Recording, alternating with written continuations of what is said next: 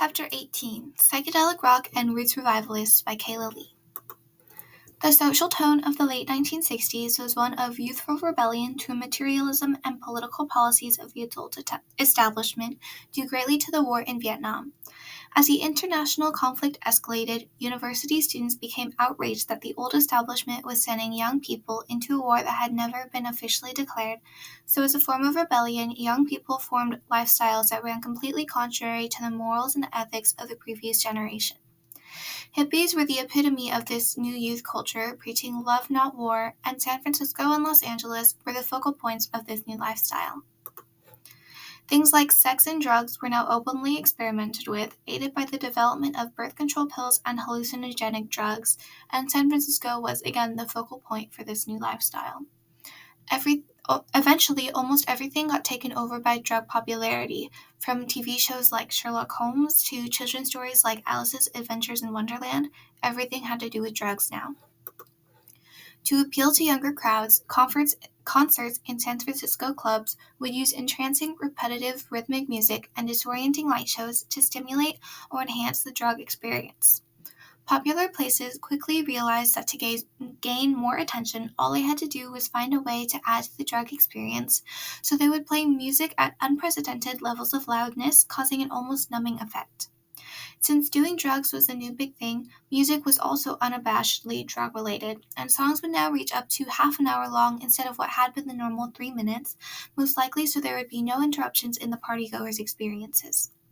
This more ambitious music represents possibly the only significant contribution middle-class, college-educated, white American culture made to popular music in the 20th century.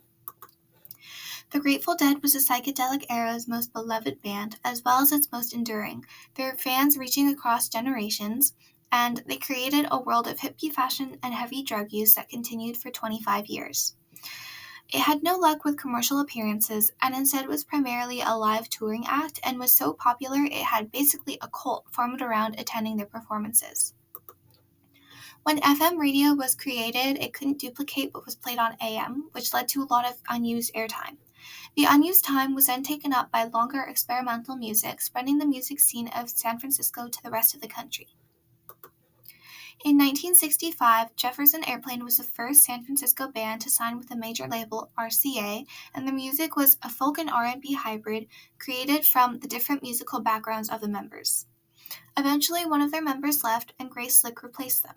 She then became the first rough-image female rock star, something that was a stark difference from the wholesale images maintained by personalities like Annette Funicello in the past. The song White Rabbit from Jefferson Airplane's 1967 album Surrealistic Pillow was the first recording from San Francisco to gain national attention. Janis Joplin was the lead singer in the band Big Brother and the Holding Company, releasing popular album Cheap Thrills with her band in 1968 with the help of the recording contract they had with Columbia Records. Joplin often screamed to match the volume of the band, foreshadowing the heavy metal screamers of the 1970s. Her vocals took inspiration from black gospel and blues shouters, and she was able to capture the raw sound of black blues singers more than any other white singer. Joplin was the epitome of this new female rock star image, taking Grace Slick's idea and running with it. She ignored beauty standards, wore garish clothes, stomped around on stage, screamed her vocals, and was very sensual.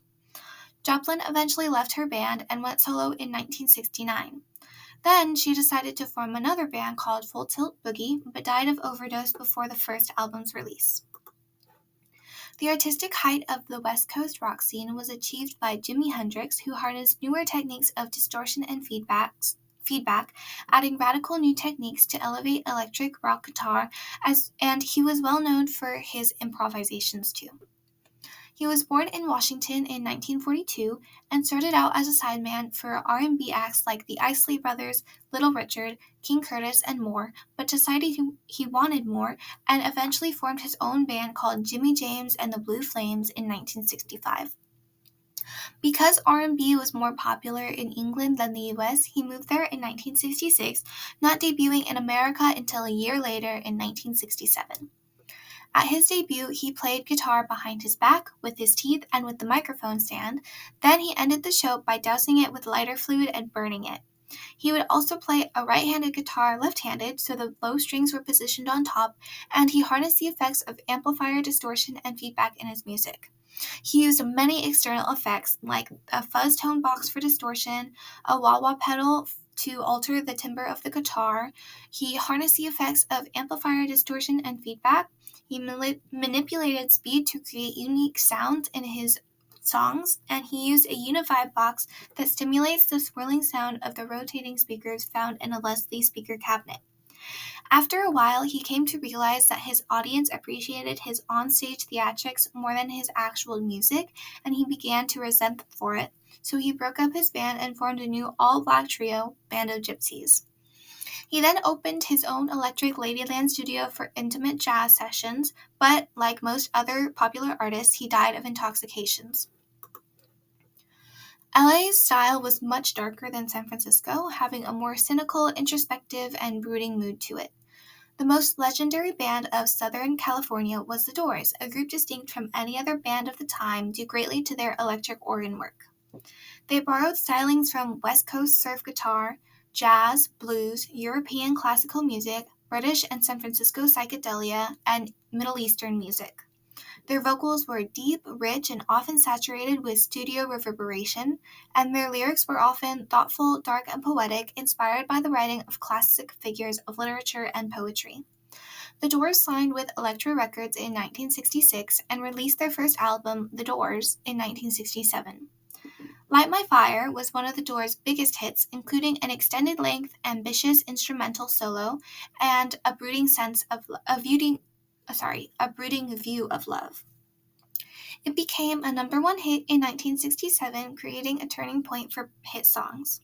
The band unfortunately didn't last long because their lead singer, Morrison, died in 1971.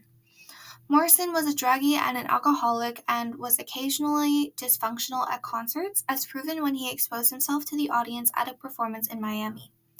All of this led to his image as the self-destructive rock star to get more attention than his actual music. In the South, rhythm and blues rock took on country flavors because country was a significant factor in the birth of rock and roll.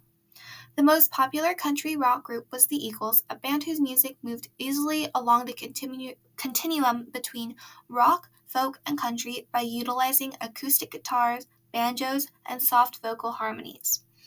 Country rock didn't last very long, though, and was phased out by Southern rock by the mid-60s. Three people who virtually defined Southwestern Southern rock were Waylon Jennings, Willie Nelson, and David Allan Coe, all of which were from Texas. The Allman Brothers Band led the Southern rock era with its first album, The Allman Brothers Band, introducing the new genre to popular music in 1969. Their most popular album, At Fillmore East, captivated the national rock audience with its incorporation of twin guitar work and a driving rhythm section, but it especially attracted a new generation of Southern working-class fans through their lyrics full of Southern pride.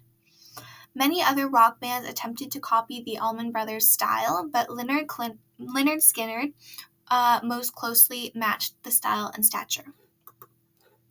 The band Lynyrd Skynyrd was more hard rock oriented than the Allmans, but still held firm to the image of Southern working class pride and the redneck stereotype of hell raising.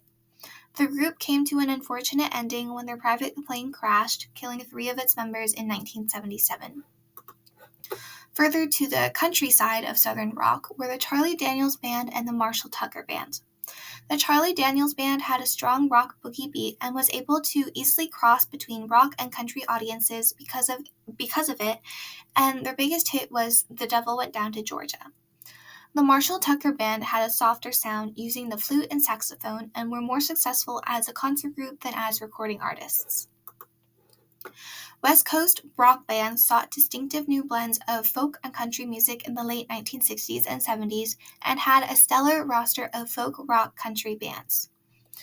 The band was one of the most influential folk rock bands in the world and started out with blues-based rock, then later moved on to electric adaptations of folk music.